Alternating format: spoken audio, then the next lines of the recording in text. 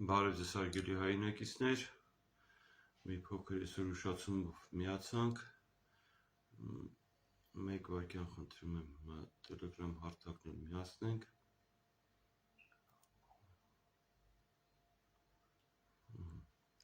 Telegram-ում ենք եթերին, մեկ րոպե սպասենք, մի քանի վայրկյան հիմա թող մեզ միանան ու սկսենք։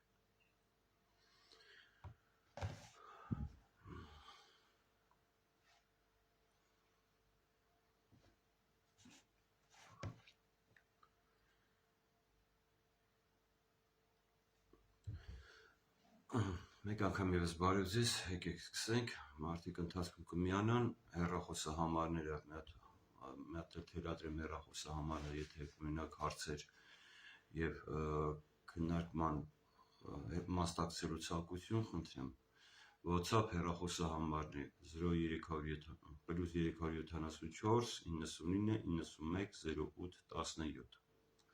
կրկնում եմ, +374 99 91 08 17։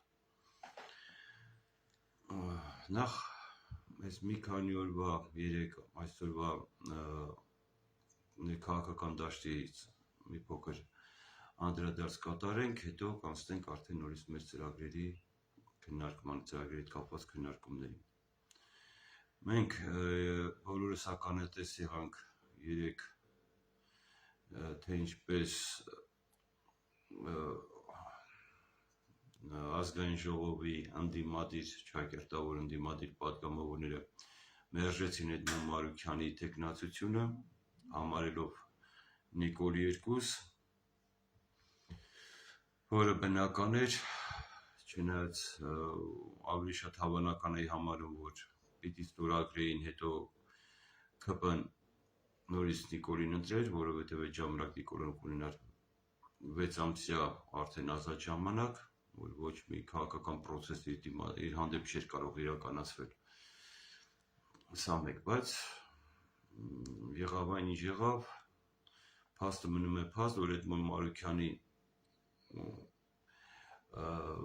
երազած վարչապետի աթոռը գրվեց սառույցին։ Հետաքրքիր է, գիտեք ինչու՞մն է, որ այդ պրոցեսից հետո անմիջապես Մարուքյան Էդմոնը անդրադարձ կատարեց մեզպես փոքր քաղաքական ուժերին, որ միայնագործելով փոշիանալու եք, դուք չեք կարողանալու ոչինչ անեք, եկեք միավորվենք, որի առաջարկ իրեն արվել է բազմիցս անգամներ, մեկ անգամ չէ, երկու անգամ չէ, բազմիցս է կատարվել նման առաջարկություններ ու նույնիսկ հրավիրել ենք մեր հարթակներ, որպեսզի որպես բանախոս հանդես գա, ներկայանա, տեսնելով որ խումբը փոքր է, Մարուքյան Էդմոնը ասել է, որ ես նման փոքր խմբերում հանդես չեմ գալիս, իրեն ստադիոններ են պետք, որպեսզի ինքը հանդես գա, սա արդեն հեգնական էր ստադիոնները։ Ամեն դեպքում մենք էլի հայտնում ենք մեր դիրքորոշումը, որ պատրաստ ենք ցանկացած միավորման, մենք իդես ենք առաջարկում միավորման հարթակ ու ելնելով այս ամեն ինչից, ինչի համար հիմա մենք խոսում ենք, մենք պատրաստ ենք ամեն րոպե, ամեն վայրկյան, ցանկացած տեղ, ցանկացած հանդիպման, որպեսզի քննարկենք համագործակցության ձևաչափեր, քանզի երրորդ ուժը պիտի ձևավորվի և առանց երրորդ ուժ մենք չենք ունենա Հայաստանի Հանրապետություն։ Դա փաստ է, ժողովուրդ, ինչքան ուզում եք ասեք, այս բան չկա, հեքիաթներ է և այլն, արցախցիներն են ասում հեքիաթ Արցախի անկումը, մի հատ արցախցիներին հարցրեք, տեսեք որ մեկն էր հավատում, հարցրեք, մինչև վերջի օրը արցախցին չէր հավատում, որ ինքը Արցախից դուրս է գալու, իր տնից դուրս է գալու։ Նույնը մեր մոտ է, հավատացեք, նույն պատմությունն է, տարբերություն չկա։ Հիմա իրականությունը ինչու՞մն է, մենք պատրաստ ենք համագործակցել այն քաղաքական ուժերի հետ, որոնք չունեն անձնական նկատառումներ, անձնական շահ, այսինքն նախապես չպիտի նստենք ու պաշտոններ բաժանենք։ Մենք կհամագործակցենք այն ուժերի հետ, որոնց մոտ պետականաշինությունը առաջնահերթություն է, անձնական շահը վերջնահերթություն։ Բացարձակապես միայն այդ պայմաններում մենք պետականաշինության կողմնակիցներն ենք, այլ ոչ թե իշխանափոխության։ Իշխանափոխություններ ճակերտավոր չի մենք տեսանք, ու ոչ մի իշխանափոխություն չբերեց մեր երկրին այնպիսի մի ձևաչափ, որպեսզի մենք կարողանայինք դիմակայել նմանատիպ արհավիրքների, նոր անձերի վարած քաղաքականության եւ այլն։ Դրա համար մենք առաջարկում ենք այն պետական կառավարման մոդելը, որը մեր կարծիքով պիտի բոլոր այն մարդկանց, ովքեր պետականամետ են, այլ ոչ թե կուսակցականամետ կամ անձնամետ, այդ մարդկանց պիտի դա ձեռնտու լինի։ Ես բազմիցս եմ հայտարարել տարբեր հարթակներում, որ ցանկացած կուսակցություն, ով ուզում է լինի, առաջերտին նախ ներկուսակցական շահ հետապնդում, նոր հետո հանրային։ Կարող է հիմա ասեք, ես բացառությամբ կարող է 1-2-ը, որոնք ուղղակի կուսակցություն ունեն ու մարդիկ պետականամետ են, 1-2-ը կլինի, բայց մնացած բոլորը, այդ 130-140 կուսակցությունների մեջ, ազիվ թե ասում երկու կուսակցություն գտնել, որոնք պետականամետ են, ոչ թե անձնական շահներ հետապնդում։ Ու հետաքրքիրը կայանում է նրանում, որ ամեն մի կուսակցություն, թեկուզ մարդ կուսակցություն, ինքը արդեն իրան վարչապետ ազգում, ոնց որ երեք Էդմոն Մարուկյանն իրան վարչապետ զգում։ Սա ժողովուրդ ջան, բոլորիդ մոտ թող հստակ տպավորվի։ Երեք իրոք պատմական օրեր, որ մեկ վարչապետ արդեն քիթ առավ քարին։ Իրոք քիթ առավ քարին, մենք եթերի ժամանակ տեսանք այդ մարդը ոնց ձևափոխվեց։ Կամ շատ հետաքրքիր էր, որ սաղի պայթաստելու եմ ու ասեց այն բաները, որի մասին մենք բոլորս գիտենք։ Նորություն չասեց իր պարոն Մարուկյանը, ասեց իրեն ամեն ինչի մասին, որ մենք բոլորս ամեն օր անխտիր լսում ենք, արդեն հետաքրքիր չի լսելու։ Մենք դա գիտենք, նորություն ասեք։ Երկրորդ, ես կխնդրեմ բոլոր քաղաքական ուժերին, ովքեր ցանկություն ունեն քաղաքական դաշտում իրենց դրսևորել, չխոսել անցյալից։ Ժողովուրդ ջան, անցյալի մասին մենք բոլորս գիտենք, ով արել, ինչ արել, երբ արել, խի արել, խոսում են 91 թվից, 95 թվից, ինչ եք պատրաստում անելու, վաղը ինչա մեզ սպասվում։ Այդ ձեր այդ խոսալով, որ մեր հասարակությունը ապրում է երեկվա օրով, վաղվա օրով չի կարող ապրել, չգիտի ինքը վաղվա օրով ոնց պիտի ապրի։ Չի տեսել, որտեղից իմանա։ Ով դուրս է գալիս, խոսալուց սա խոսում են, այս ես արեց էնի, այն արեց էսի, ես խոսած էնի, այն խոսած, վերջ տվեք բամբասանքներին։ Եթե դուք քաղաքական գործիչներ եք, դուք պիտի հստակ հասկանաք մի բան, որ բամբասանքը հարիր չի քաղաքական գործի։ Քաղաքականության մեջ կա կոնկրետ փաստարկված, հիմնավորված, ապացուցված գործողություններ, որի ընթացքում դուք արդեն կարողանում եք հիմնավորեք այս կամ այն ուժի քաղաքական սխալները կամ ճիշտ քայլերը։ Թե չէ բամբասելով, բամբասեք, ինչքան ուզում եք բամբասեք։ Կամ քաղաքական գործիչները մեկը մեկին անուն են կպցնում։ Քույրիկ, եղբայրիկ, չգիտեմ այնտեղ հարիր չի ամեն դեպքում, կապ չունի դիմացինը տովա։ Անկախ դրանից դուք հանրային եթերում եք, դուք խոսում եք հանրության հետ ու իմ կարծիքով պարտավոր եք հանրության հետ խոսելիս գոնե դուք ձեզ հարգեք, այսինքն անարգելով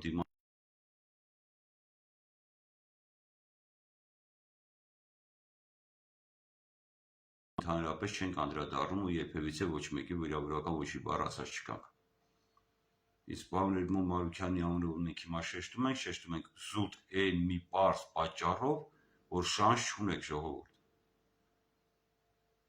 Ուղղակի ոչ մեկ շանս չունի 26 թվականին քաղաքացիական պայմանագիր կուսակցությունը վերարտադրվելու է։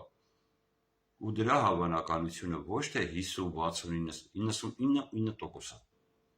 ՔՊ-ն վերարտադրվելու է, եթե երրորդ ուժը չձևավորվի։ Ու այդ երրորդ ուժը պիտի չձևավորվի 2026 թվականին։ Այդ ժամանակ արդեն ուշ կլինի, չեք կարողանա հասարակության հետ, հանրության հետ ներկայացնել հանրությանը ձեր այն ծրագրերը, այն գաղափարները, որ այսօր է պետք անել, վաղը ուշ է առնելու։ Այսօր 20 մայիսի 2025 թիվ, ես ձեզ ուշացրեցի, դուք ինձ լսեցիք։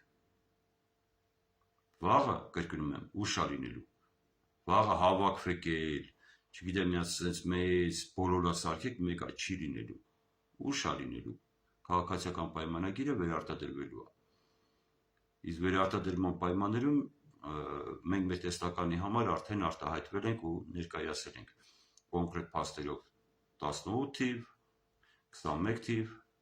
եւ 26 թվին ինչա սպասվելու։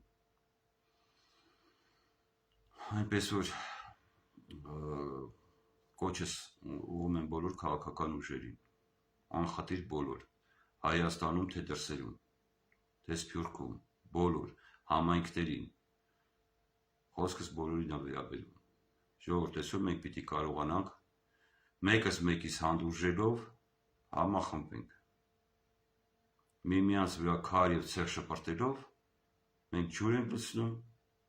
ոչ թե մեր կառավարության, այլ մեր իրական թշնամու ջրաղացին։ Իսկ իրական թշնամին ես միշտ ասել եմ ու ասում եմ ու շարունակեմ պնդել, դա մեր հարևանն է։ Մեր հարևան թշնամին Ադրբեջանը։ Մեր ամեն մի քայլ, ինչ որ մենք անում ենք իրավացիա շպրտելով, մենք իրան ջրաղացին ջուր ենք լցնում։ Այսինքն մեր քայլերով մենք պարակտում ենք մեր ժողովրդին, որը եւ օգտվում է մեր թշնամին։ Հասկանում եք, ստեղ է միտքը ստեղ է, որ պիտի կարողանանք այս միտքը ըմբռնենք։ Եթե իրեք հարևան են, երկու հարևան որ այդ կռվում են, մի հարևանը միշտ լավ վիճակում ալնում, հասկանում եք։ Միշտ է վիճակը լավ է, որովհետև համեն մեկն է գալիս էս մեկից բողոքում, ամեն մեկն է գալիս էս մեկից բողոքում։ Նույնը մեր թշնամիներն են։ Մեր վիճակն է, մենք իար գզվրտում ենք, նրանք իրանց համար լավ են զգում, որովհետև մեկ էս կողմից է ինֆորմացիան գնում, մեկ են կողմից է ինֆորմացիան գնում, որտեղ արդեն չկա։ Ժողովուրդը պարակտված է, ազատ ֆուտբոլի դաշտը, կարանք անենք ինչ ուզենք։ Իրանք էլ սպասում են հարմար առիթի, այդ առիթը շուտով կլինի։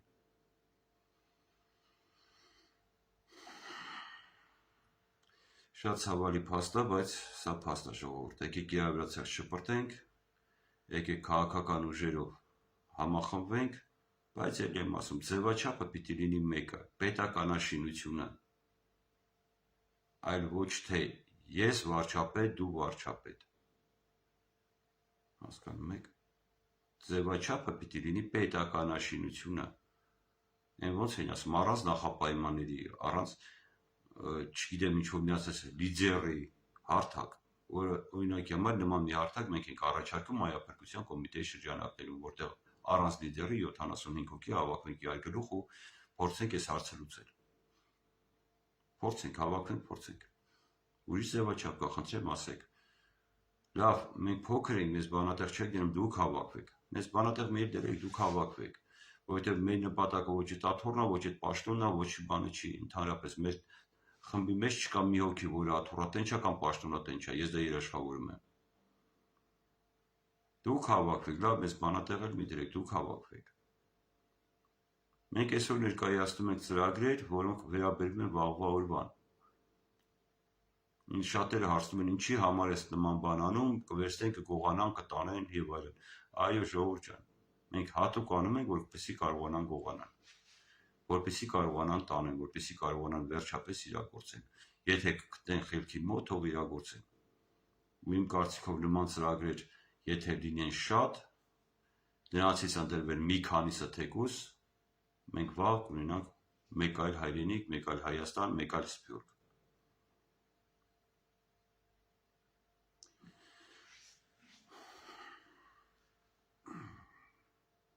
Սա էր, ինչ ուզում էի անդրադարձ կատարեի, որպեսզի բոլորս հստակ հասկանանք, ներկա նախկին գոյություն չունի։ Կա մեկ գլոբալ քրեաօլիգարխիկ համակարգ, որը Հայաստանի Հանրապետության ստեղծման օրվանից մինչ այսօր գործում է։ Ինքը երբևիցե իր աթոռը ոչ մեկի չի հանձնել։ Անձափոխություն եղել է, իշխանափոխություն չի եղել։ Չնայած այդ իշխանափոխություն բառն էլ է, ասենց էլի գանք էլ այդ բառին, որ այդ բառը չեմ կարող տանեմ։ Ոնց կարող մենք գնանք մեր ձեռքով ընտրենք մեզ իշխաններ։ Ես ուղղակի չեմ կարող հասկանալ, մենք մեզ տեր ենք ընտրում։ Հետո բողոքում ենք, ասում ենք մեզ ծառայտեղ օգտագործում են, բա որ իշխան եք ընտրում, ինչ եք ուզում, ծառայտեղ չօգտագործեն։ Այդ որ ձեռները տնկում եք գումար եք վերցնում ընտրությունների համար, ուզում եք ծառայի տեղ չօգտագործվեք։ Այդ որ մեշոկով գումար են ծախսում, գալիս են ասֆալտ են փռում, չգիտեմ ինչեր են անում, իրանց գրպանից գումար են ծախսում, ինչ եք մտածում, ձեզ պիտի ծառայի տեղ չօգտագործեն։ Թե պարտավոր են ձեր համար կան ասֆալտ անեն, հետո մի հատ ձեր համար աշխատեն։ Ախր այդ պրիմիտիվ բաները չեն կարող մտածենք։ Եթե մարդը իր գրպանից գումար ա դրել, տասնապատիկը պիտի հետ վերցնի, ո՞նց է հետ վերցնելու։ Ժողովրդի ծառայի տեղ աշխատացնելով ժողովրդի քրդենքի, ժողովրդի արկերի հաշվին։ Հայ ժողովուրդ ջան, 5-10 հազար դրամ գումար եք վերցնում ընտրության համար, միլիոնով հետ եք տալիս։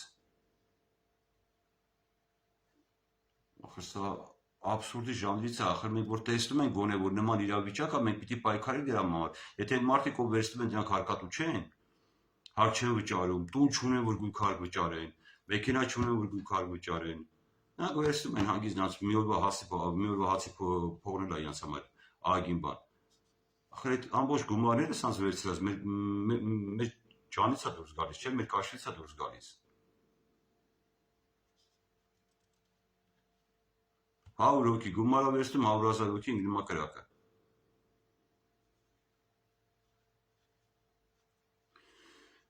Մենք չենք կարող հասկանալ, որ մեզ պետք է նոր պետական կառավարման մոդել, որտեղ այլևս չի նման իրավիճակ, որ ինչ որ մի իշխանության ձեռը ժողովուրդը ընկնի կրակը կամ ինչ-որ մի հատ կառավարության ձեռքը։ Ժողովուրդը ընկնի կրակը, չիմանա ոնց ազատվի։ Այսինքն ժողովուրդը պիտի ունենա ձևաչափ շատ արագ ազատվելու, ոչ ցանկալի իր կողմից նշանակված կառավարիչներից։ Այսօր ո՞րն է ձևաչափ, այսօր ընտրել ենք 4 տարի կամ 5 տարի պիտի նստենք սպասենք։ Երբ պիտի գա ժամանակը, սրանք հեռանան, հետո նոր մենք նոր ընտրությունների ժամանակ, ընտրությունների միջոցով այս մարդկանց հանենք կամ չհանենք։ Հասկանում եք, այսինքն եթե այս մարդիկ եկան ու մի շաբաթ հետո ասեցին բյուջեի ինչքան գումար կա մենք կերել ենք, իրանց ոչ մի չեն անելու, իրանք պետք է 5 տարի նստեն։ Իրանք պիտի 5 տարի ձեզ իշխեն։ Ձեր ձևաչափը ո՞րն է, դուրս գաք փողոց, հետո ջերցան մեքենանով ձեզ ցրեն, ոստիկանական ուժերով դուբինկեքով կամ ձայնային նռնակներով ձեզ ցրեն։ Այսինքն ձևաչափ է պետք, որպեսզի հասարակությունը կարողանա հանգիստ իր կամ արտահայտությունը կատարի, ում որ ընտրել է դա իր ձայնը հետ կանչի։ Մենք դա պիտի հասկանանք, մենք չունենք այսօր այդ ձևաչափը։ Դուրս են գալիս փողոց, պատկերացրեք, հա, դուրս են գալիս փողոց քաղաքական ակցիա կատարելու։ Ախր մենք փողոց դուրս գալով քաղաքական ակցիա կատարելով ահագին մարդկանց կյանքերի հետ ենք խաղում, հասկանում եք, շտապ օգնությունն է այնտեղ, չգիտեմ, հիվանդանոց տեղափոխելը, հազար մի բան կա։ Իսկ մենք պիտի փողոցից տուն չգնանք, ինչա ինչ-որ մի հատ մեր ընտրած, ասենց ասեմ, ես էլ մտնեմ դրա մեջ, իշխանություններից ուզենանք ազատվենք ինչ-որ։ Բայց պիտի մենք փողոց դուրս գանք։ Իսկ չպիտի լինի ձևաչափ, որի ձևաչափի միջոցով մենք կարողանանք հանգիստ ազատվենք այդ մարդկանցից։ Կա ձևաչափ։ Եթե նոր պետականաշինության ծրագրերի շրջանակներում մենք առաջարկում ենք նման ծրագիր։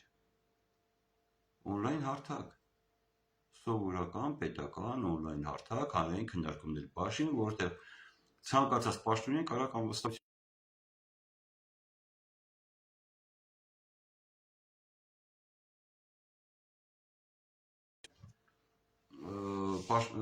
պաշտոնյա հետ կանչեք, ազատեք իր աշխատանքից։ Այսինքն փողոցը փոխարինում եք մեր սովորական առօրյայով։ Ինչի մասն ենք խոսում, չեմ հասկանում ուղղակի։ Այսօր ոնց նայում ես քաղաքական դաշտը, վարչապետ իշխանություն, ես խինա չէ, ես պետք է լինեմ, չէ, նա պետք է չլինի, ես պետք է լինեմ, ժողովուրդ ջան, բոլը էլի։ Բոլը երիքա այս երկիրը այդտեղ չունի։ Որ մի կուսակցությանը տենում ես, ասում միացեք կուսակցության շուրջ։ Արա ինչ կա ձեր կուսակցությունների մեջ, որ միանան ձեր կուսակցությունների շուրջ։ Ասեք ով ունեք, ով է ձեր թիմը։ Ինչ մասնագետներ են։ Ինչ ծրագրեր ունեք, ինչ եք պատրաստվում անել, վաղը, մյուս օրը։ Ոնց որ Մարուկյան Էդմոնին հարցնում են, ասում են, այն 18 ձայնը ոնց պետք է բերես 17 քփե, ասում թող այս process սկսե, հետո կորոշեմ։ Որոշեցիք, պարոն Մարուկյան։ Շնորհավորում եմ։ Նույնը ժողովուրդ բոլոր կուսակցությունին է վերաբերվում։ Ով մտածում է, որ պիտի որոշի, չի որոշելու։ Արցախում էլ փոխեցին իշխանությունը, կարացին որոշեն, կարողացան որոշեն։ Որոշածները տեսանք հիմա ոնց եղավ։ Սա է սրանց որոշածները։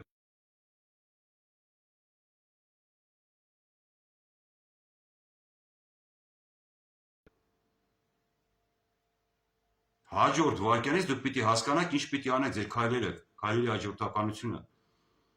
Ոչ թե հասնենք, հետո կորոշենք։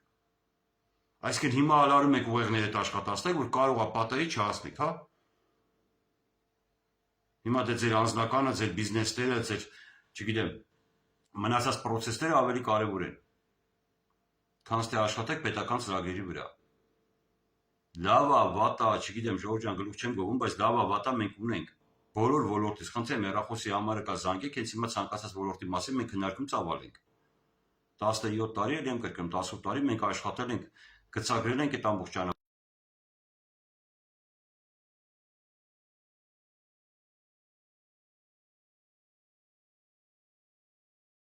Մեզ ոչ մեկ չի ճանաչել։ Հիմա ուղղակի էլի մենք դուրս չենք գա այս եթեր, ես եթերային մարդ չեմ, մի հատ եմ կրկնում, երևի իմ խոսակցությունից եք հասկանում, որ ես եթերային մարդ չեմ։ Ես գործի մարդ եմ, ես աշխատող եմ։ Մենք գլուխ չենք բարձրացել երբևիցե, ու հիմա էլ չենք բարձրացնի։ Եթե տեսնենք ինչ-որ միտեղ մի հատ համախմբում ու հասկանանք, որ մեր երկիրը գոնե ապագա ունի մի քանի տարի։ Ստիպված մենք ենք գլուխ բարձրացել, մեզ սա պետք չէ, մենք որ ուզենայինք 5 տարի առաջ գլուխ կբարձրացնենք, 5 տարի առաջ կխոսեինք։ Այն ինֆորմացիայի փաթեթը, որ մենք էլ ունենք, դրանց մասին ենք խոսենք, որի մասին մենք չենք խոսում, մեզ ցույց չենք տալիս խոսենք։ Որովհետև հասկանալով ու առանց հասկանալ, մտածում են, այս մի քաղաքական ուժին վնաս տալու համար ամբողջ պետության են վնաս տալիս իրենց հայտարարություններով։ Ողջ պետությանը, այսինքն այս մարդիկ պետականամետ չեն, իրանք անձնամետ են։ Նեղ անձնական։ Ոնց կարելի է մեկին վարկաբեկելու համար կամ ինչ-որ մի վատախոսելու կամ չարախոսելու համար պետական գաղտնիք բացահայտել կամ պետության վարկանիշի հետ խաղալ։ Ժողովուրդ ջան, չի կարելի հասկանում եք։ Դե հիմա մեկն ու մեկը տասեք, այդ խաղացողներ ձեզ է վերաբերվում։ Մեկն ու մեկը տասեք, ձեր երեխեն ինչ էլ անի, կելեք փողոցում բարձր կգոռաք, թե ձեր երեխեն ինչ արի տան մեջ։ Ձեր երեխուն կվարկաբեկեք փողոցի մեջ, ձեր ընտանիքը վարկաբեկելու հաշվին։ Կամ ձեր հարևանն է եկել, ձեր հարևանին կվարկաբեկեք, որ հասկանա ձեր ընտանիքն է վարկաբեկվելու։ Չեք անի, չէ։ Այսինքն այս պետությունը ձեր չի, ձեզ պետք չի։ Դուք այս պետությունից մենակ ուզում եք վարչապետ դառնալ, չգիտեմ, նախարար դառնալ, մենակ ցույց կծծեք ու վсё։ Ձեզ էդ է պետք, ուրիշ բան պետք չի։ Եթե դուք ուրիշ բան ունենայիք, ցանկություն ունենայիք, այլ ձևաչափով կաշխատեիք։ Մի հոգ էլ անուն չեմ ուզում տամ։ Հարց ու պատասխանի ժամանակ, եթերի հարց ու պատասխանի ժամանակ, մեր տելեգրամյան հարթակի եթերի հարց ու պատասխանի ժամանակ պրովոկացիա ենթարկեցինք, ասին լավ, դու որ գնում ես մի հատ գործ ես անում, բայց ես որպես Հայաստանի Հանրապետության քաղաքացի, բայց ժողովուրդը պիտի չիմանեն չես անում, որ մի քիչ պրովոկացիա ենթարկվեց, ասում թքած ունեմ ժողովրդի վրա։ Ժողովուրդ ջան, այս են մեր քաղաքական էլիտան, այն մարդիկ, ովքեր ես քշեր ցերեկ քնում զարտում են արդեն իրենց վարչապետի ոնց որ Կոստյանը ասում, ոսկի տարերով արդեն են տաբլոն սարքել են, որ տանեն իրենց դռներին վրա խփեն որպես վարչապետի։ Սա է ձեր տունը քանդում ժողովուրդ, որ ով ինչ ասում, ասում եք ճիշտ ասում։ Սա ձեր տունը քանդել է ու քանդելու է։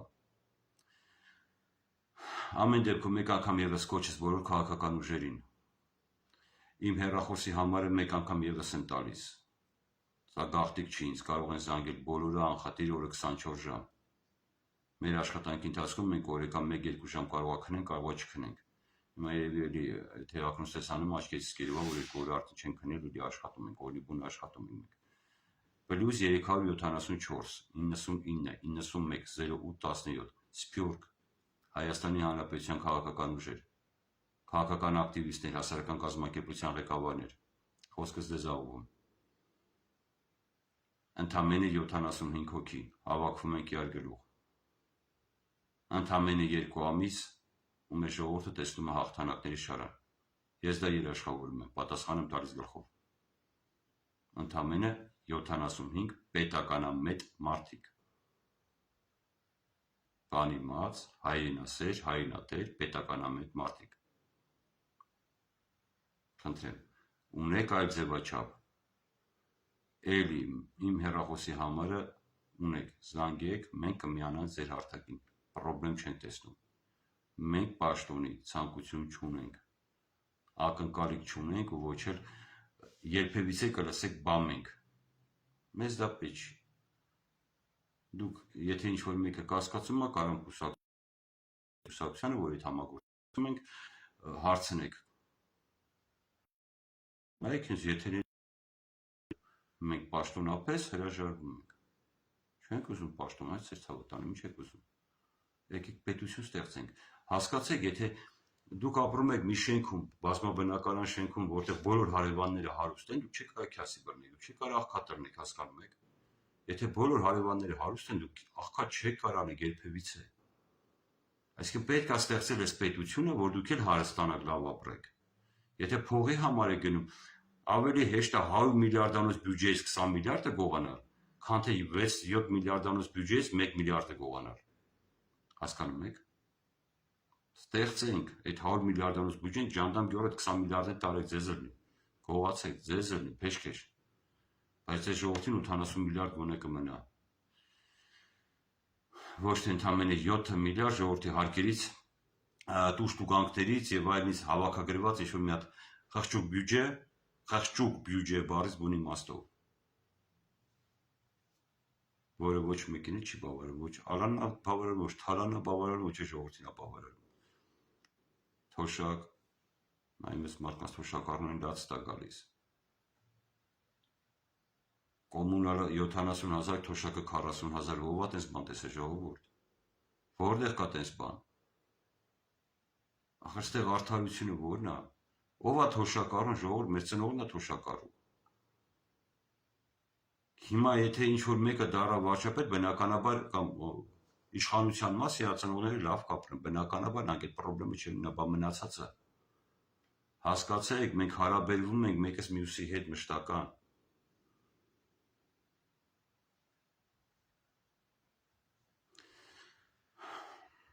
ամեն դեպքում մեկ անգամ եւս կոչ եմ անում բոլորին, Սփյուռք, Հայաստան,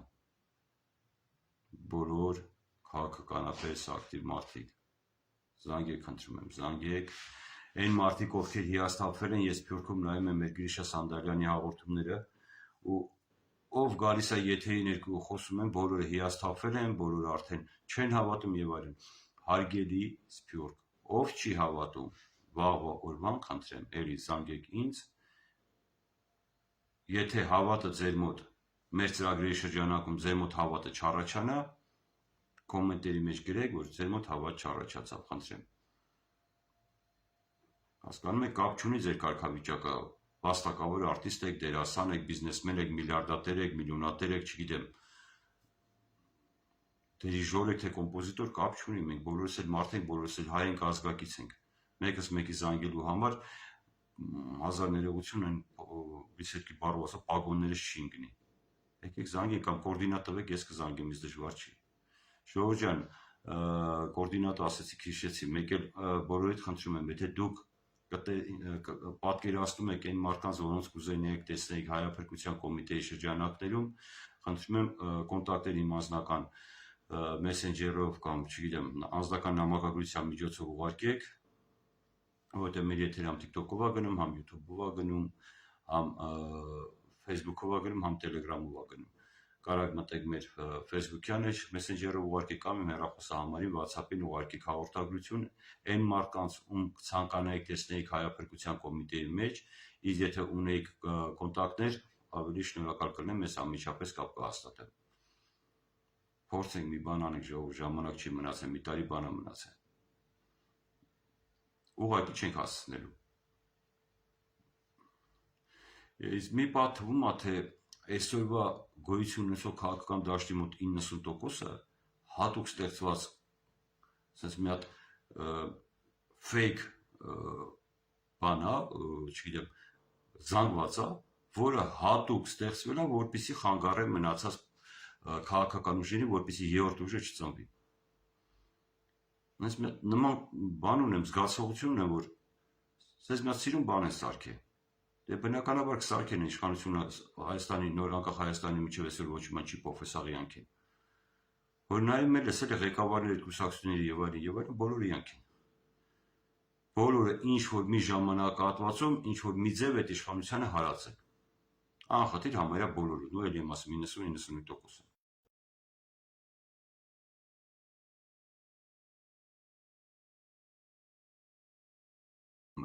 Ես իմ հայտարարությունը սարեցի, խնդրում եմ այս կոչիս ականջալուր եղեք, օր առաջ պիտի ստեղծվի, կառույցը պիտի ստեղծվի, որպեսզի կառույցը սկսի աշխատել, մենակ աշխատել անհնար է, պիտի աշխատի կառույց, ցանկացած ով ուզում է լինի, կարող իր ճանապարհին, քաղաքական ճանապարհին թույլ տալ սխալներ, որը մեր երկրի համար, մեր իրավիճակում անթույլատրելի է, ցանկացած սխալ կարող է լինի վերջինը։ Երևի թե այսօր այսքանով սահմանափակվենք, եթե հարցեր կան, խնդրում եմ զանգահարեք, ծրագրերի մասին երևի թե եթե հիմա հարցեր չունենաք ձեզ հետաքրող ոլորտերի ծրագրային մեր պատկերացումների մասին, ես վաղը կանդրադառնամ, եթե հիմա 1 րոպե սպասենք, եթե ցանկություն կա միանալու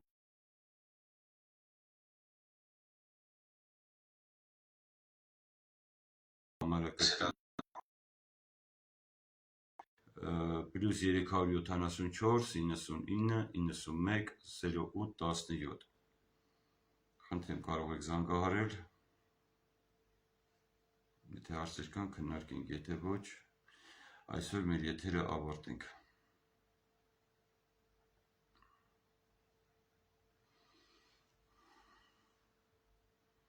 Ժողովուրդ ջան, եթե դուք հիմա ինձ կոմենտներ գրեք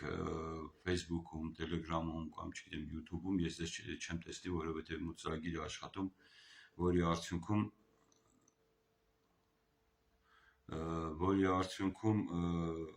մենք կոմենտերը չի երևում, հա, կոմենտերը արդեն եթեր անջատելուց հետո եմ տեսնում, մի վայրկյան։ Մեզ հիմա ուզում են միանան, թող միանան, խնդրեմ, սպասում եմ, զանգահարեք, նամակեկով կարելի է միանալ։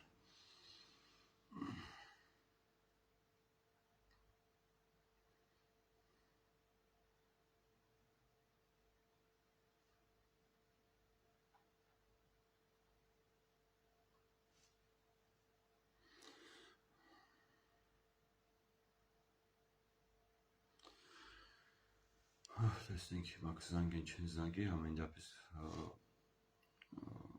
ցանկություն հայտնեցին միանալու մեր կուսակցությանը։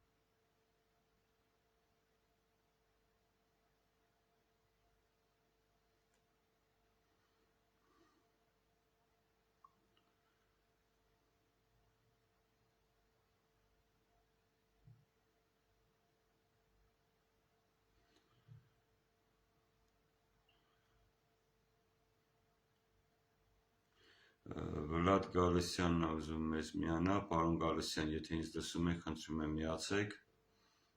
ձեզ ենք սպասում։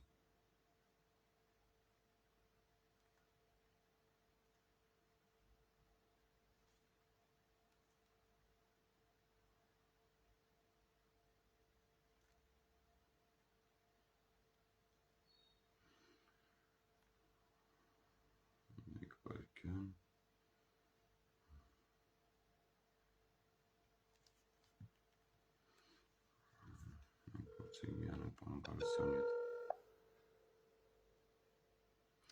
Պարոն Գալստյան, բարև ձեզ։ Այ բարև ձեզ, ես ուզում էի միանալ, չէի կարողանում։ Դուք հիմա ուղղ եթերում եք, ներկայացեք, խնդրեմ, ես շատ լավ ճանաչում եմ, թող մեր հանդիսատեսն ձեր մասին լսի, խնդրեմ ներկայացեք։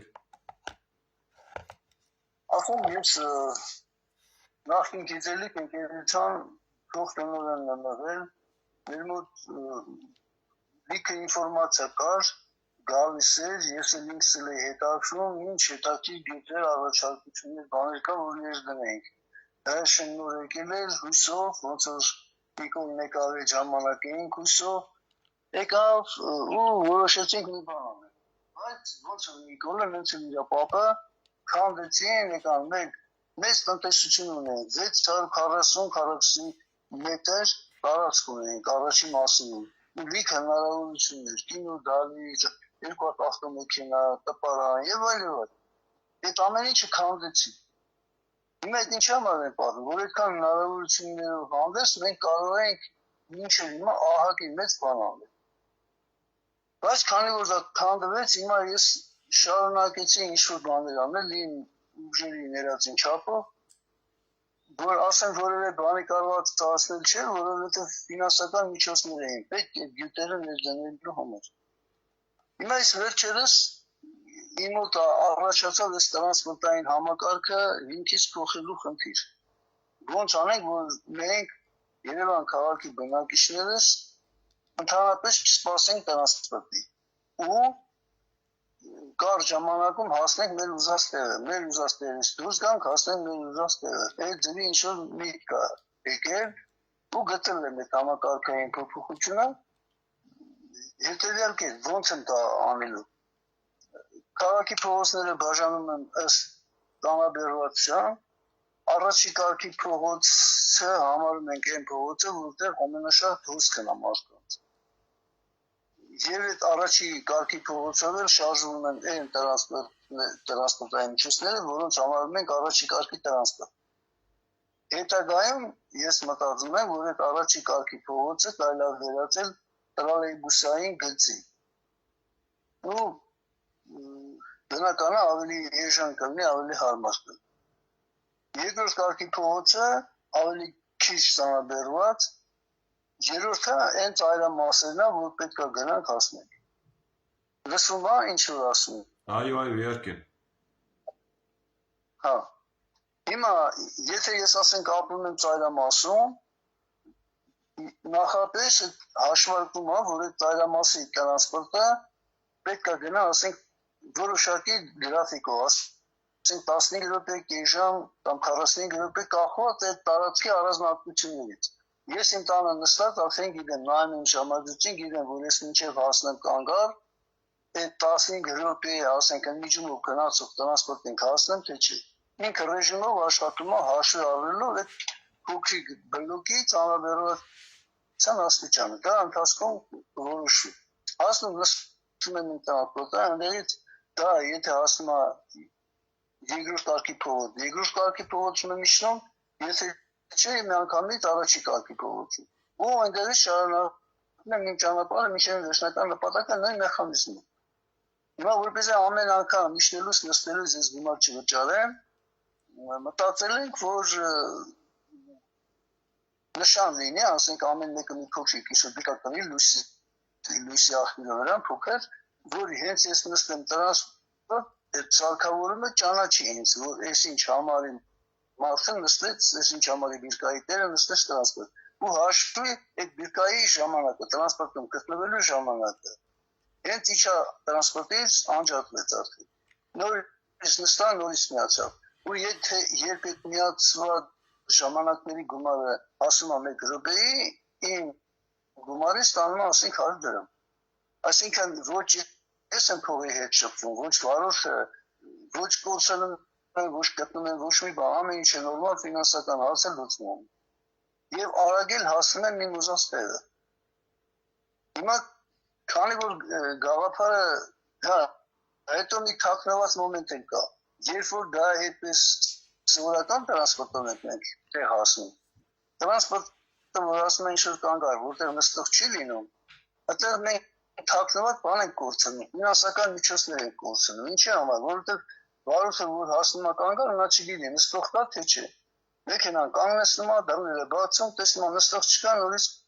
վարում է մեքենան։ Դրանով եւ բենզինը ծախսում, եւ մեքենան ամաշում, եւ այդ վարորդի սպասարկման համար են փող տալիս, եւ էկոլոգիան է խախտվում։ Ինչի համար, ոչինչի։ Նստող չկա որովհետեւ։ Հիմա որպես այդ բաները չլինի, դա վերանա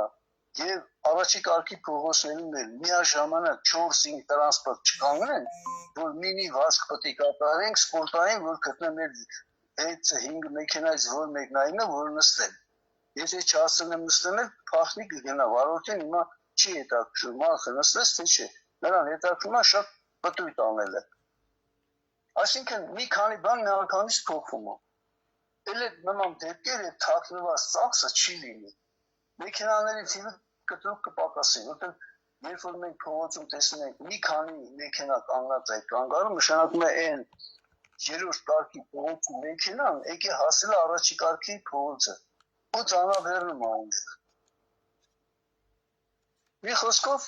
արդեն պատկերացնում եք ինչքան դրական կողմեր ունի։ Իսկ ինչ վերաբերում է խցանումներին, վթարի պատճառով առաջացած խցանումներին, ես մոտորապես կապնեցի ապայի հետ, այնտեղ ասեցի դիմում գրի, մենք գրավոր կպատասխանենք, ասելիքս էր, որ եթե վթարի ժամանակ մարդու բան չի եղել, որ հատուկ դրոններ ուղարկվեն, քանի որ ես չգիտեմ, այդքան ամեն փողոցում գայշնիկ կա, այսինքն աշխատող կա, որ անջապես դրան հասնեն անեն։ Իսկ եթե կենտրոնականից իմանում անջապես ուղարկել դրոնը դա նկարի կողմը գնա։ Արդեն նրանք կարող են շարունակել իրենց ճանապարհը, որ ժոպեներ էլ չկանգնեն փողոցում։ Դա մեզ դերի նաշյանի ներվայնացնում ու խցանում է ճանապարհներ։ Այդ բանն էլ այդպես եմ մտածում։ Հիմա որպես այդ գաղափարը տեղ հասնի, բնականաբար դե հետևից գնացող լինի։ Ես առաջարկում եմ մի 20-30 հոգի, ում որ հետաքրքրում է այդ գաղափարը, բան անենք, գտնենք իրար, կապենք, ես Facebook-ում կամ Ժդեի Արձանի մոտ կանգնած է այդ էջնա, կապենք իրար հետ, համարը կամ կարող են զանգել ձեզ, մեր կենտրոնին, մեր չաթին։ Եթե թույլ կտաք, ես համարը հիմա կթելադրեմ։ Հա, ես կարող եմ ասել 099 67 9991 Պարոն Գալստյան, շնորհակալություն, ինչ վերաբերում է քաղաքային տրանսպորտի, թե միջքաղաքային տրանսպորտի եւ միջազգային տրանսպորտի հետ կապված մենք էլ մեր ծրագրային մշակումներ ունենք, մենք երեք դրա մասին թե առաջի օրը չեմ հիշում միարից զրուցել ենք այդ մասին։ Մեր մոտ ձևաչափը համարյա թե նույնը ուղղակի ձեր մոտ դուք գտել եք այն ոսկի ձևաչափը վճարման միջոցի, որը մենք չունենք, անկեղծ չունեինք, դուք մեզ խորհուրդ տվեցիք այդ ոսկի միջոցը, ասեցիք, թե որն է այդ ոսկի միջոցը, այսինքն վճարային հատուկ չիպ, որի միջոցով տրանսպորտ մտելուց ոնց է խանութների մեջ երկու հատ բան է դրած, եթե բան ես գողացել, բանը շտրիխ կոդը ինքը միանգամից կարդում է, աղմկում է։ Նմանատիպ ինչ որ սարքավորում ավտոբուսի կամ տրանսպորտի մեջ, երբ որ մարդ մտնում է, ինքը հասկանում է, որ մարդը մտավ, դուրս գալուց արդեն ինքը հասկանում է եւ անջատեց, այսինքն հաշվում է վայրկյանաչափով գումար է կանցում։ Սա շատ հետաքրքիր գաղափար է, պարոն Գալստյան, հոգաչափ շնորհակալ եմ։ Մեր տեսականով Հայաստանի Հանրապետության բոլոր կանգառները պիտի լինեն խելացի կանգառներ, որոնց ռեալ ժամանակով նկարագրված լինի, թե տրանսպորտը որտեղ է եւ երբ կհասնի, քանի րոպեից կհասնի դեպի տվյալ կանգառ, այսինքն ինքը գծիկով գալիս է ինքը որտեղ է, հա, փողոց, իսկ գծիկով գալիս է, ցույց է տալիս փողոցի կեսն է, մեջտեղն է, վերջն է եւ այլն։ Ու դա ջուր չարեցինք աշխարհի զարգացած պետություններում դա կա, սովորական երևույթ է բոլորի համար, չգիտես մեր համար ինչի համար է դա անհասանելի թվում, բայց դա սովորական բան է։ Եվ մեր կարծիքով հասարակական տրանսպորտը ինքը պիտի քաղաքում ավելանա, որպեսզի մարդը 2-ից 3 րոպե եւ ոչ ավել չսպասի տրանսպորտի։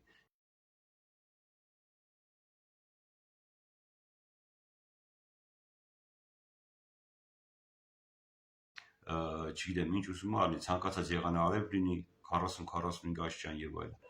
Դրա համար երբ որ խելացի կանգառ ենք ունենում, առաջին պաշտպանում ենք արևից, որովհետեւ այդտեղ կոնդիցիոներներ կան, պաշտպանում ենք ցրտից, որովհետեւ այդ ձմեռը ինքը տաքացուցիչ է, որպես հանդես գալիս, մարդկանց տաքացնում է եւ պաշտպանում անձրևից, կարկուտից եւ այլն։ Երկրորդ, մարդը, որը հասարակական տրանսպորտով է շարժվում, ինքը անմիջական էլ եմ կրկնում բնակլիմայական պայմանների հետ անմիջական առնչություն ունի ու դրա համար այդ մարդիկ իրավունք չունեն երկար կանգնելու, այսինքն պիտի անել ամեն ինչ, որպեսզի մարդը փողոցում կանգառում երկար չսպասի, կանգառը պիտի լինի համապատասխան համալրված, որպեսզի ամառը հով լինի, ձմեռը տաք լինի, որպեսզի մարդիկ բնակլիմայական պայմաններին շատ քիչ առնչվեն, հա, շատ քիչ դիսկոմֆորտ զգան։ Այսինքն, սա է, խոսում ենք մենք հիմա մեկ անգամ ևս պետականաշինության մասին, ինչ է նշանակում պետականաշինություն, մտածել պետության եւ այդ պետության մեջ ապրող ժողովրդի մասին։ Հասկանում եք, սա է պետականաշինությունը։ Այսինքն, դու պիտի մտածես բոլոր մարդկանց շերտերի համար։ Սա այն ծրագիրն է, որի այո, ձեզանից գողացանք մի պահ, շնորհակալ ենք ձեզանից, շատ շնորհակալ ենք մեր ծրագրի մեջ արդեն դա ավելացրեցինք։ Ինչ վերաբերում է վթարների հետ կապված, մենք տեսնում ենք օրինակի համար հարևան Վրաստանի օրինակը, որ վթարի ժամանակ ընդամենը 1 րոպե չի անցնում, արդեն իրանց ոստիկանության մեքենան արդեն հասնում է դեպքի վայր։ Մեր մոտ էլ Աստված տվեց չի խնայել, իշտ է շատ պարեկ է, որը ամեն փողոցում կա, ցանկացած վթարի դեպքում ինքն էլ պարեկ է կարում շատ 1 րոպեում, 2 րոպեում հասնել վթարի տեղ, արագ ինքը նկարահանումներ կատարի եւ այդ նկարահանումները ուղարկի ապանկերություն, որը եւ արդեն ելնելով պարեկի եւ եզրակացության հիման վրա արդեն կորոշի ում ինչ ոնց ինչ վճար եւ այլն։ Այսինքն ապայի աշխատակիցը էլ իմաստ չունի, որպեսզի հասնի ինչ որ միտեղ, ինչ որ գործողություններ կատարի եւ այլն։ Իսկ երբ որ լուրջ վթարը, որտեղ կան վիրավորներ, զոհեր եւ այլն, Աստված մի արածե, այդ դեպքում արդեն բնականաբար քնչական մարմիններ են գալիս եւ այլն։ Ու դա արդեն մի քիչ այլ ձևաչափ այլ հարց է։ Հիմա խնդիրը կայանում է դրանում, թե ինչի պիտի վթարներ լինեն։ Այսինքն, եթե կա վթար, ուրեմն կա վթարի մեղավոր, ու այդ վթարի մեղավորը ոչ միայն վարորդն է, այլ շատ այլ ինստիտուտներ, որոնք թույլ են տվել, որ այդ վարորդը կատարի նման խախտում։ Օրինակի համար փողոցները տեսախցիկներով համալրված չեն։ Սա մեկ։ Օրինակի համար փողոցները ասֆալտը հարթ է եւ մեքենան ստիպված չի լինում ինչ որ անցում կատարի, որպեսզի փոսից կամ ջրափոսի մեջ մեքենան չընկնի, որի հետևանքով այսօր ամենաշատ վթարներն են։ Ջահել երիտասարդ երեխա սպանեցին, Էջմիածնում, ինչի համար մեքենան ընկել էր ջրափոսը, ջուրը լցվել էր հանդիպակաց գնացող մեքենայի մեջ։ Այսինքն ինչի պիտի լինի փոս, որպեսզի մեջը լինի ջուր, մեքենան ընկնի ու այդ ջուրն էլ լցվի մարդկանց վրա, այսինքն ինչի պիտի այդպես բան լինի։ Այսօր ոնց է ստացվում, որ Հայաստանի Հանրապետությունում 0-ից սկսած բիզնեսմենները կարող են դառնալ միլիարդատեր փոքր էս երկրում։ Ես չեմ ասում գողացել են, չեմ ասում ինչ են արել, չէ, աշխատել են մարդիկ, բայց պետությունը չի կարողացել աշխատել այդ միլիարդները, որպեսզի էլեմենտար տրանսպորտային կամ ճանապարհային խնդիրներ լուծի։ Հասկանում եք ինչի մասին է խոսքը։ Մասնավորը կարում է, պետությունը չէ։ Մասնավորը մի հոգի, երկու հոգի են նստում մտածում բիզնեսի համար, պետական ողջ համակարգը, որ արդեն անձնական հարաբերություններ ունի ամբողջ աշխարհի հետ ու որ աշխարհն է գնում է մեր երկրի համար առաջի դեմքը, բոլոր դեմքերը ընդեր գալի դիմավորում են, ինքը չի կարող դա անի։ Դες բան ոնց անում ժողովուրդ։ Այսինքն ստեղից եզրակացություն, որ մարդիկ գալիս են իշխանության, էլ եմ կրկնում այդ բառը հիմա շատ կարևոր է, որ մարդիկ այսօր իշխաներ են, զուտ միայն հեշտ ապրելու համար։ Հեշտ ապրելու համար, նրանց պետք չի գլուխ ցավացնեն, աշխատեն, մտածեն, զանգեն, տեսնեն։ Սովետական միությունն եք, հրախորհրդային միությունը նայեք։ Սա ամբողջը պետական էր։ Ամբողջ այդ հսկայական անծայրացիր երկիրը, անծայրացիր։ Ամբողջը պետական էր։ Այդքան գործարաններ սարքեցին, այդքան, չգիտեմ, կոլխոզներ, սովխոզներ եւ այլն, ինչ ասես կար։ Այդ ամբողջը պետական էր, ո՞նց են վերահսկում ժողովուրդ։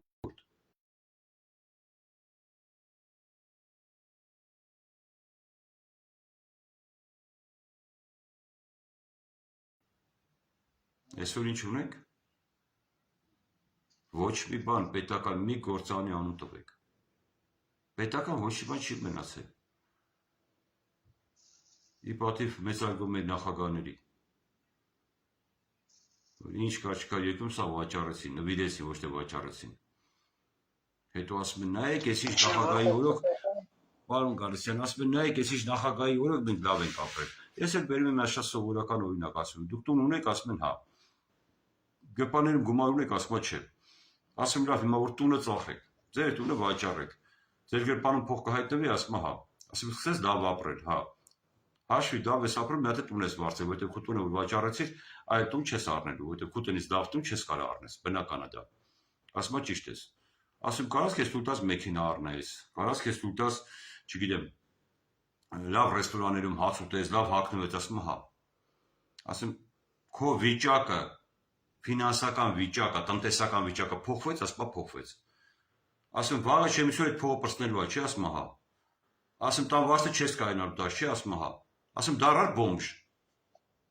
Վերջ առաջ դարար բոմժ։ Դարար չի ասում հա։ Դե մա տեսակ թե ինչի համար մի պահ մեր մոտ վերը կապրեց տնտեսությունը, որտեղ ինչ ունենք ծախեցինք, մեր տները ծախեցինք, գումարը վայելեցինք, այդ գումարը բրծավ։ Ու դարձավ բոմժ, ժողովուրդ, սա է իրականությունը։ Ես չեմ ուզում նման բաների մասին խոսամ, բայց մեկ ու մեկ նյարդես տեղի է տալիս։ Ինչ ունենք, ամբողջը ծախել ենք, լցրել ենք բյուջե, մի մասը, ու սենց արդեն գիտեք ոնց է դա կատարում։ Միանգամից բնականաբար տնտեսությունը աճ կտա, աշխատավարձերին կփակեին, թոշակներն կփակեին, ինչ կա չկա, սա կփակեին։ Բնականաբար կփակեին։ Դե փող այքի, բա պիտի փակեին, բայց պիտի անեն, պարկետը կտա, եթե տունը ծախել ես։ Բա հետո Բա եթե դու այդ գործարանները չաշխատացնես քո պետությանը ավելար եկամուտներ չբերես, վաղ այդ ամեն ինչը դու պիտի առնես արդեն քո պետական բյուջեից, այսինքն 1/10 կորցնելու ես, այսօր ապրեցիր, վաղը բոմժ ես դառնալու, սոված ես մնալու, ժողովուրդ մտածեք էլի, այս պահերի մասին մտածեք, ինքը դժվար մտածելու, դժվար մտնելու բան չկա տեղ, վաճառել ես տունդ քեզ լավ ես զգում, այդ փողը պրծնելու է վաղը մյուս օր, ինչ ես անել, պարոն Գալստյան, ինչ եք անելու, բոմժ չեն դառնալու, ու չեն դառել բոմժ դրա համար։ Այո, տենց է, պետք է մի բան անդադար զարգանա, աճի, դուրս գա։ Լույսը ամեն մի քիչ աճի, ոչ չես կարող։ Ինտեր ուտելով սա երկիրը ծախեցին, ես չեմ ասում միած գրպան են դրեք, հավլիցի։ Ես դա իրավունք չունեմ մեղադրելու, մի հատ եմ կրկնում, դրա համար դա իրավական համակարգ է, ես քաղաքական գնահատական եմ տալիս քաղաքական ուժի, քաղաքական ղեկավարման ժամանակահատվածում։ Ես սա քաղաքական գնահատական եմ տալիս, ոչ թե անձնական վիրավորում կամ մեղադրում եմ կամ հայտարարություն եմ կատարում հանցագործության մասին, չէ, հավլից, ես չեմ ասում գրպաններն են դրել, վաճառել են ամբողջ երկիրը, դե թող ասե չէ, գուկ պարկի դիմացին չէր։ Ինչ ունենք, սա ծախեցին, մի որոշ գումար բերեցինք բյուջե, ու այդ բյուջեը միանգամից գումարն եկավ, դե բնականաբար երկիրը պետք է բարձրանար, բա իհարկե գումար եկե, կարան համ ասֆալտ անեն, համ չգիտեմ ինչեր սարքել, հետո այդ գումարը բրծավ ժողովուրդ, հետո չենք անելու։ Բրծավ այդ փողը բրծավ, մեր տան փողը բրծավ, կերանք արդեն, բան չի մնաց։ Չդառավ բոմժ։ Հիմա մեր տան վարձերը չեն կարող տանք, հասկանում եք։ Ստիփած էլի ձեռներս տնկում, ստեղեցեք պարկուզում, դա համար մեր արտաքին պարկը արդեն նայեք ինչքան է, ոնց է աճում։ Հետո այդ պարկն է պետք տալ ժողովուրդ, այդ պարկը որ վերցնում եք, դա մեզ ոչ մեկ նվեր չի տալիս, դա պարկ է։ Այդ պարկը պետք է հետ վերադարձնենք։ Իսկ բացատրեք ոնց եք հետ վերադարձնում, քաղաքական ուժեր։ Հələ բացատրեք այդ արտաքին պարկը ինչպես եք պատրաստում հետ վերադարձնել, ժողովրդի հարկերի հաշվի, 3 անգամ ավելացեք հարկերը, 5 անգամ, 10 անգամ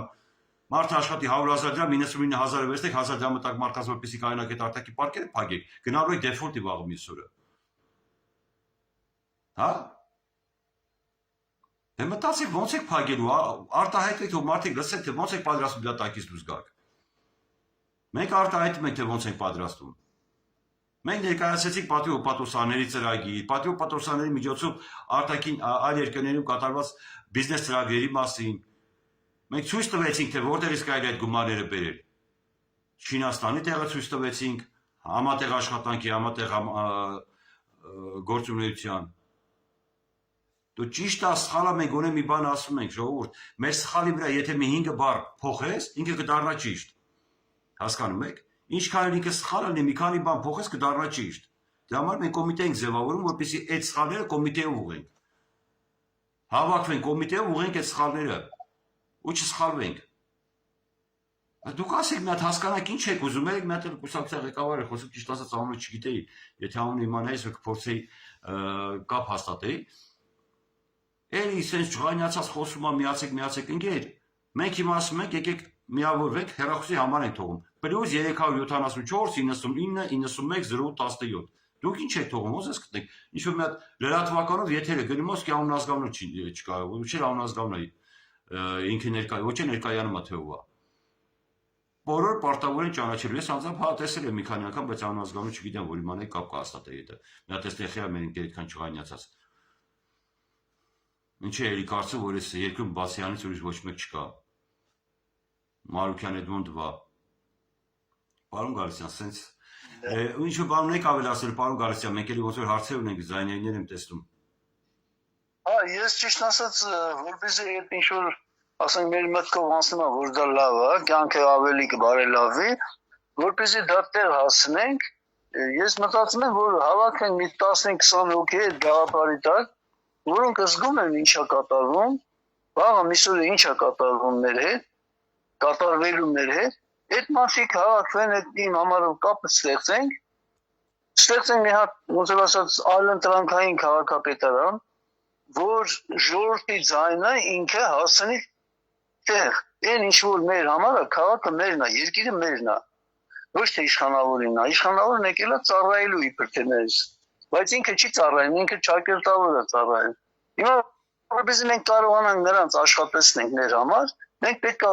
ուժ ներկայացնենք, այն ձերի ուժ, մեր ներսից մենք երանք մի տեսակ, որ այդ գոլորշին տեղ հասնի, չգիտեմ, ինչ-որ ձևով իրանց տեղ հասնենք, կմտածենք, եթե հավաքվենք, քննարկենք, կմտածենք ոնց անենք, կարող է նստացույց անենք, կարող է չգիտեմ, մի ուրիշ բան անենք, այնց անենք, որ այն բանը, որ համարում ենք ճիշտ, հասնենք մինչև քննարկում անենք հետները եւ այլ։ Պարոն Գալստյան, ներողություն եմ խնդրում, բայց ես 100% երաշխիք եմ տալիս, որ ցանկացած միջոցառում, որը կկազմակերպվի մեկ կետով, ինքը արդեն ի սկզբանե գնալու է անհաջողության։ Ուզում եք նստացույց արեք, հացադուլ արեք, ուզում եք մեկ կետով Հանրապետության հրապարակում 50,000, 70 կամ 100,000 մարդ հավաքեք, եթե իշխանությունները չուզեցան զիջեն աթոռ, չեն զիջելու։ Չէ, աթոռի համար չեմ ասում։ Չէ, այսինքն եթե նստացույց եք անում, ինչ-որ մի բանի համար անում եք, չէ՞ նստացույցը։ Ինչի համար ասենք տրանսպորտի հարցը լուծելու համար մենք ուզում ենք մարդավարի տրանսպորտ ունենանք։ Դա ուրիշ բան, խնդիր չկա, մենք կարող ենք քաղաքական ակցիա մշակել եւ այդ քաղաքական ակցիա շրջանակներում մի քանի գործողություն կատարել։ Հա, այդ եմ ասում, այսօր է տրանսպորտի հարցն է, վաղը մի ուրիշ հարց կլինի, այսօր մի ուրիշ հարց կլինի, որ ակնհայտ իրենք սխալ են անում։ Դե նայեք, մեր տեսլականը մի փոքր ուրիշ է, մենք ասում ենք Ժողովուրդ ջան, այդ կետային հարցերով ընդհանուր գլոբալ հարց չես լուծի։ Մենք պիտի գլոբալ հարց լուծենք ստեղ կետային հարցերով որոշել այնքան խնդրեմ կա, որ կետային հարցերով այդ ամբողջ խնդիրները չես լուծի։ Հիմա այսօր տրանսպորտի հարցը լուծես, միջև կհասնես ասֆալտին, այդ տրանսպորտը, որ այդ ասֆալտի վրա գնա չկոտրվի, արդեն այդ տրանսպորտը բանի պիտանի չի լինի, ուսեն շարունակ։ Այսինքն խնդիրը պիտի գլոբալ լուծվի։ Հա, համաձայն եմ, բայց միշտ գլոբալը լուծելը ժամանակ անցնելու։ Գոնե այդ ժամանակի ընթացքում փոքր հարցերը լուծենք։ Ես խնդրեմ չեմ տեսնում, պատրաստ ենք ցանկացած դեպքում առաջարկություն արեք մեր նախաձեռնության ղեկավարի հեռախոսի համարը ունեք, այսինքն հայաստանյան ղեկավարի համարը ունեք, կարող եք զանգել, հանդիպենք, խոսենք, հիմա հեռախոսի համարն ձեր մոտ կա, կարող ենք ցանկացած դեպքում հանդիպել, խոսել, քննարկել եւ ըստ ձեր առաջարկության գործողություններ իրականացնել, մենք պատրաստ ենք։ Պաշտոնապես հայտարարում եմ։ Շատ բարի, շատ ուրախ կլինեմ, որովհետեւ մենք ուզում ենք զգանք, որ մենք ստեղ իրավունք ունենք։ Մենք մի քիչ իրավունք ունենք ապրելու, մենք էլ իրավունք ունենք ապրելու, էլի։ Միայն իրավունք չեն։ Աշխարհ, ուր ասանք, սեփականատերը մտածում է, որ իրավունք ունի ատամ մեջ ապրելու։ Հասկանում եք, որ ենք ասել։ Երկրի սեփականատերը հենց հիմա ուղի եթերում հայտարարում է, որ ինքը մի փոքր գոնե իրավունք ունի ապրելու իր տան մեջ։ Հասկանում եք, որ ենք ասել ժողովուրդ։ Սա արդեն ես չգիտեմ ինչի մաս ենք մենք խոսում։ Արդեն չգիտես ծիծաղս էլ ացես։ Երկրի սեփականատերը ինքը այսօր ասում է մի փոքր իրավունք ունեմ։ Գոնե մի փոքր հասկանանք իրավունք ունենք։ Գոնե հասկանանք, հա։ Այդ նշանակում է իրավունք գիտենք, որ չունենք ու գոնե հասկանանք, հա, մեզ թող խաբե որ մի քիչ իրավունք ունենք։ Да. Շնորհակալություն պարոն Գալստյան, եթե ավելացնելու բան չունեք, փորձենք նա դասենք թե ով է մեզ ձայնային հաղորդագրություն ուղարկել։ Շնորհակալ եմ։ Փորձենք տեսնենք մեզ ով է ձայնային հաղորդագրություն ուղարկել։ Ես տեսնում եմ հաղորդագրությունները ուղղակի։ Բարև ձեզ, պարոն Խրիմյան, կխնդրեմ ձեր ծրագրերից մի բան ասեք, ինչ զարգացումներ ունեք, ինչ գործողություններ կարելի անել, որ Երևանը այսքան ծանրաբեռված, գյուղերը դատարկված, բոլորը գեներացված է Երևանի վրա։ Ինչ ծրագրեր ունեք, որ ամբողջ Հայաստանը զարգանա, ոչ թե միայն Երևանը, որովհետև մենք տեսնում ենք այսօր գյուղերը բոլոր դատարկվել են, դատարկա մնացել, հողերը չի մշակվում, ամբողջը գեներացված է Երևանի վրա։ Ինչ ծրագրեր ունեք, եթե կարելի է բացատրեք։ Շնորհակալություն։ Շնորհակալություն հարցի համար, մեկ անգամ եւս խոսենք երեկվա մեր թեմայի շուրջ, մենք հիմա հատուկ Հայաստանի Հանրապետության ողջ տարածքը, ոչ թե մենակ Երևանը զարգ տալու համար հայտարարեցինք, որ եթե գյուղում նույնիսկ մեկ հոգի ապրում, այդ մեկ հոգի համար պիտի գործի ամբուլատորիան, եթե կա մեկ երեխա դպրոց մանկապարտեզ մշակույթի կենտրոն։ Նման միջոցառումների իրականացման դեպքում եւ գումարած ընտանեկան բիզնեսի զարգացման ծրագրերի շրջանակներում հավատացեք, Երևանում տեղ չի լինելու ընտանեկան բիզնեսի զարգացման ծրագրերի շրջանակները, որպեսզի մարդիկ աշխատեն։ Ցանկություն լինելու շատ, հնարավորությունը քիչ։ Այդ պայմաններում մարդիկ ուզեն թե չուզեն, արդեն ողջ հանրապետության տարածքով պիտի աշխատանքային արտագաղթ կազմակերպվի Հայաստանի ներհայկական աշխատանքային ներգաղթ պիտի իրականացվի, որպեսզի մարդիկ արդեն գնան գյուղեր, մարդիկ գնան շրջաններ, որտեղ կան հնարավորություններ ընտանեկան բիզնեսի զարգացման ծրագրի շրջանակներում, տարածքներ, արտադրատարածքներ եւ այլն հողային տարածքներ, որտեղ հնարավոր է այդ ընտանեկան բիզնեսի զարգացման ծրագրի շրջանակներում աշխատել։ Իսկ որ դա կաշխատի, ընդամենը մեզ պետք է 2-3 ընտանիք, եթե արդեն մասնակցի, ընդամենը 2-3 ընտանիք, եթե մասնակցի ու առաջի եկամուտը ստանա, հավատացեք, մեր ազգը աչքը ասում սիրում է, որ աչքը տեսնի։ Հիմա մենք այսօր էլ քաղաքական ուժերին ասում ենք, ինչ ուզում մեր ժողովուրդը։ Մեր ժողովուրդը այսօր ուզում է տեսնի իրական ուժ եւ հաղթանակ։ Միջև մեր ժողովուրդը հաղթանակ չտեսնի, դա չի հավատա ոչ մեկին։ Հաղթանակ պիտի տեսնի ինչ-որ մի ֆրոնտում։ Միտեղ պիտի հաղթանակը զգա, որ ինքը հասկանա, որ այս ուժը հաղթանակ ունի։ Նույնը բոլոր ծրագրերի հետ է կապված։ Նույն ընտանեկան բիզնեսի զարգացման ծրագրերի շրջանակներում պատկերացրեք, եթե դուք ուզում եք զբաղվեք ընտանեկան բիզնեսի զարգացման ծրագրով, ապրում եք Երևանում 17-րդ հարկում, բայց էլ տեղ չկա, բոլոր ինչքան տարածքներ կա, սա արդեն վարձակալությամբ տրված են, կամ այդ մարդիկ ում որ սեփականությունն է, իրանք են արդեն իրանց տարածքներում այդ ծրագրի շրջանակներում արդեն հայտ ներկայացել, այնտեղ վերանորոգում են աշխատանք ծրագրում կամ արդեն արտադրություն ակն։ Ինչ պիտի անեք։ Հիմա ավելի լավ է դուք բանակ բանվորություն անեք ապրեք 17-րդ հարկում, թե գնաք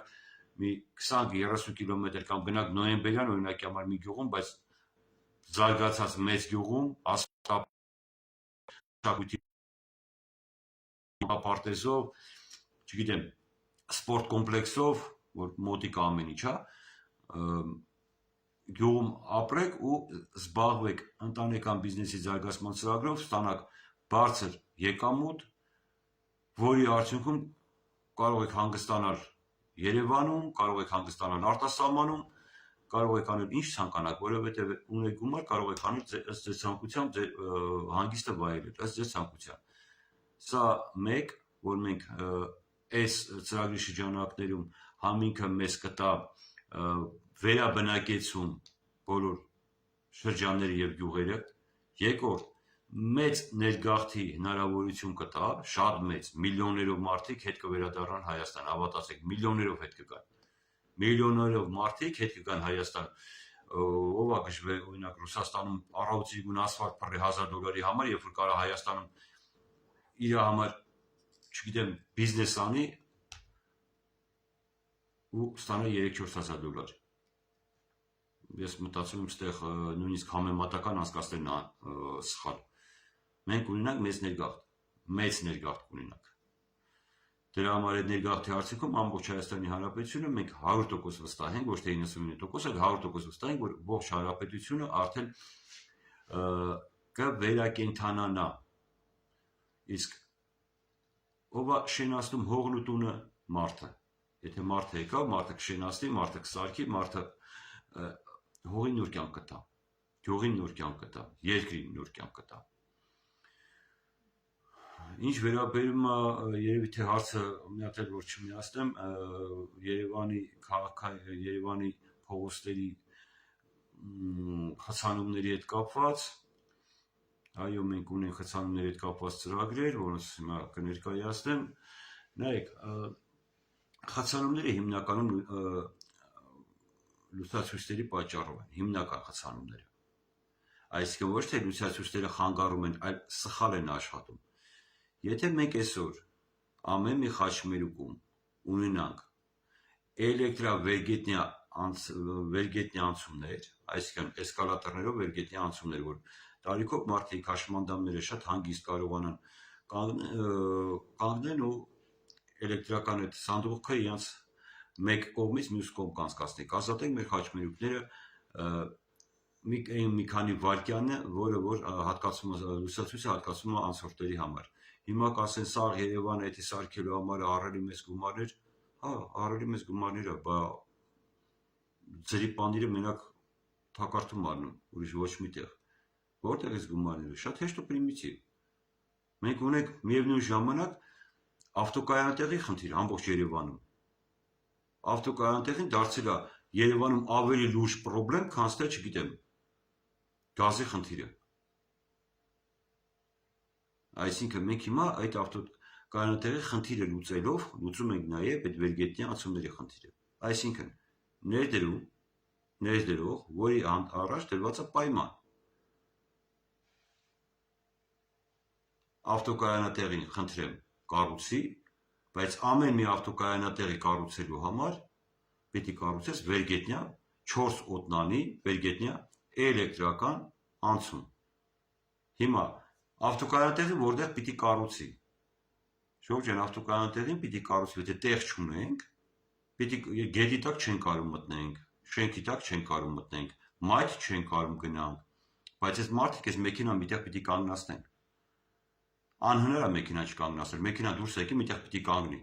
Ինքը հավերժական շարժիչ չի, որ 24 ժամ ինքը աշխատի ու չկանգնի։ Նույնիսկ տաքսի, որ տաքսի է, տաքսովարորդը պիտի կանգնի, որ իրան սուրճ, հաց, ջուր, ինչ-որ մի բան վերցնի, նոր շարունակի, ծխախոտ վերցնի, նոր շարունակի այդ ճանապարհը, պիտի կանգնի այդ մեքենան։ Այսինքն մենք ինչ ենք առաջարկում։ Ասում ենք վերգետնյա ավտոկայանատեղ։ Ինքը ինչ ձևաչափով աշխատելու։ Մոստի պես, այսինքն մի մասը ճանապարհի աջ մայթում, մյուս մասը ձախ մայթում, մեքենաները կանգնում են մոստի պես ճանապարհի վերևը, հենց ողը վերևը։ Հա ճանապարհի վրա պատկերացրեցիք, այս ճանապարհն է, այս պեազով ինքը կանգնում է ճանապարհի վրա։ Աջ կողմից մեքենան ավտոմատացված կանգնացրեցիր, չեկը վերցրեցիր, մեքենան գնաց ավտոմատ կանգնեց։ Հեռախոսով կարող ես բանանես, որ 1 րոպեից մեքենան իշնի, 1 րոպեից մեքենան քիչացնենք, գնաց քո մեքենան կշարժվես։ Ու այդ պատկերացեք, եթե ինքը կանգնած է ճանապարհի վրա վերևից, ու իրան վրա էկրանները հավաքում ես, ինքը դառնում է շատ հրաշք գովազդային վահանակ, շատ հրաշք, շատ լուսավոր, գեղեցիկ, այնպիսի մի հատ գեղեցկություն կտա քաղաքին, որ էլ ասելու չի։ Իսկ նման կարելի ամեն մի խաչմերուկի մեջտեղ նման սարքել։ Նման մի հատ ավտոկայանատեղ կարելի է սարքել ամեն 1-2 խաչմերուկի մեջտեղ։ Ու ավտոկայանատեղի խնդիրը կլուծվի։ Եթե ավտոկայանատեղի խնդիրը լուծվեց, ճանապարհը ազատվում է, մեկ գիծ ճանապարհը ազատվում, խնդրեմ, սրանից խնդրումներն էլ ազատվում։ Ավտոբուսի գիծներն է բացվում, խախտումներն էլ բարձրացնում մարդկանց տուգանքները, որտեղ որ մենք տեսնում ենք, որ մեքենաների կայանատեղին շատ է, մեծ կդնենք, որտեղ փոքր է, փոքր կսարքենք։ Դա հաշվարկ է, չէ՞, մաթեմատիկան հաշվարկ է, 2-3 որ խրոմոմետրաժ ես անում, հասկանում ես, թե տվյալ տարածքը քանի մեքենայի կանգառի կարիք ունի։ Գոհ համապատասխան անգամ 2 զապասով կարանք սարքենք, ինչ է եղել։ Այսինքն ունենք այդ հնարավորությունը, չես կարող միշտ գետի տակ, պետք է ելնես գետի վերևը։ Ու մի հատ պատկերացեք, եթե չլինի հետիոտնի անցում, եթե չլինի կայանված մեքենաներ, մեր խցանումները կվերանա, թե չեն վերանա։ Դուք ինքներդ մտածեք, ու լուսացուցիչներն արդեն այս տարբերակով կաշխատեն շատ ավելի ռացիոնալ, ու մտածեք, խցանում կունենաք, թե չեք ունենա։ Ու հետո երկրորդը մտածեք, բնակչին որն է ծանր պայուսակներով ճանապարհն անցնի, կանգնի, թե էլեկտրական սանդուղքով միանգամից A կետից B կետը հասնի էլեկտրական սանդուղքից առանց մի քայլ կատարելու։ Խնդրեմ, սա լուծում է, որ ասում են գումար չկա, կա ամեն ինչ գումարներն կա, մտածելա պետք։ Մտածելա պետք այդ գումարները ոնց ստեղծենք, էլի եմ ասում, ցանկացած ներդրողի կարակ զանգի քարտեք, ասեք, եթե դուք Երևան քաղաքում ավտոկայանատեղիները տալիս են քեզ կամ 10 կազմակերպության, եթե դու մի բանը սարքում ես ու 4 հատ պատրաստ ես ձյանի սարքես, որ հետո հարկերիդ հաշվին այդ գումարները հետ կգաս, գաշվեք ինչ գումար ես ծախսել առանց եկամուտի, մաքուր գումարը, քո հետագա հարկի հաշվին այդ գումարը հետ կգա։ Չես հարկվում, այդ գումարը հետ կվերցնես։ Տես կմտնեն դրա մեջ, թե չեն մտնի։ Խոսացել ենք, ագին մարկանց հետ են խոսացել, նույնիսկ նույն չինացիքի հետ են խոսացել, որոնք իրենք են պատրաստ ներդրում կատարելու նման գործողություններ, նման ավտոկայանատեղիներ ստեղծելու համար։ Դա մեծ եկամուտ է, շատ մեծ եկամուտաբեր գործունեություն է։ Մի հատ ավտոկայանատեղի համար օպերատորները ինչ հսկայական բան քանդեցին, որովհետև եկամուտաբեր է, գործը հենց այնպես չի։ Հուսով եմ ձեր հարցին պատասխանեցի, եթե հարցեր կան, խնդրեմ։ Հուսով եմ ձեր հարցին պատասխանեցի, եթե հարցեր կան, խնդրեմ։ Բայց կարելի է ստեղծել։ Մենք պիտի հասկանանք, որ մենք ունենք այդ հնարավորությունը, մտավոր ունակություն ունենք, մենք հայ ենք, մենք ունենք այդ մտավոր ունակությունը։ Դե ոնց որ թե հարցեր չկան, ժամանակն էլ արդեն 1 ժամ 13 րոպե մենք արդեն եթերի մեջ ենք, ձեր գլուխը չտանենք։ Մինչ վաղը ստեսություն ձեզ։ Հետևեք մեր անոնսներին, մենք էլի կներկայացնենք եթերի ժամ եւ փորձենք նաեւ օրակարգ նշել։ Ժողովուրդ ջան, խնդրում եմ ակտիվ մասնակցություն ունեցեք, որովհետեւ մենք հիմա ձեր համար ենք աշխատում։ Վաղը մյուս օրը եթե կրկնում եմ մենք հասանք այն միտեղ, որ հասկացանք արդեն ուշ է ինչ-որ մի բան անել, պիտի վերարտադրվեն, քաղաքացիական պայմանագիր կուսակցությունը պիտի վերարտադրվի, բնականաբար մենք էլ անելիք չենք ունենա, մենք անցնենք մեր գործերին, որովհետև այլևս փրկել հնարավոր չի լինի ոչ մի բան։ Ես ես անկեղծ եմ ասում, հետո ոչ մի բան, ուզում եք ամբողջ ազգովի կանգնեք, ուզում եք մեկ մարդու նման կանգնեք, չեք կարողանալու ոչ մի բան անեք։ Ոչ մի բան։ Կգա օրը, խոսքերս կհիշեք։ Էլի եմ կրկնում 20 մայիսի 2025 թվական։ Այսօր լավ հիշեք։ Կգա օրը, եթե մենք այսօր գործողություններ չարեցինք, կոնկրետ այսօր չհավաքվեցինք, չհամախմբվեցինք եւ 26 թվականի ընտրությունները էապես չփոխեցինք, ուրեմն սպասեք արհավիկների շարքին, որից հետո եթե ամբողջ ազգը 10 միլիոն սփյուռքով էլ կանգնի, ոչ մի բան չի անելու։ Դա ձեզ երաշխավորում է։ Հիմա արդեն ուշացել ենք, բայց հիմա դեռ ժամանակ կա, հիմա ամեն օրը արդեն ուշացնել է։ Էլի եմ կրկնում, այն մարդկանց, ովքեր հիասթափված են, մտածում են անհնար է ինչ-որ մի բան անել, ես ամեն օր մի քանի հոգու հետ, նման հիասթափված մարդկանց հետ խոսում եմ, բոլորը մեծ հույսով գնում են, շատ մեծ հույսով։ Խնդրեմ զանգեք, բայց մի պայմանով անկեղծ ձեր կոմենտարիան գրեք, ձեր կարծիքը անկեղծ գրեք, այդքան մի բան, ուրիշ բան ձեզանից չեմ ուզում։ Զանգեք, ես պատրաստ եմ 24 ժամ Ամերիկայի Միացյալ Նահանգներից, Եվրոպայից, կարող եք զանգել ցանկացած ժամի։ Ես աշխատում եմ, մինչև համարյա թե 24 ժամ ռեժիմով աշխատում եմ։ Ինչևիցե հարգանքներս, մինչ վաղը, ստեսություն ձեզ։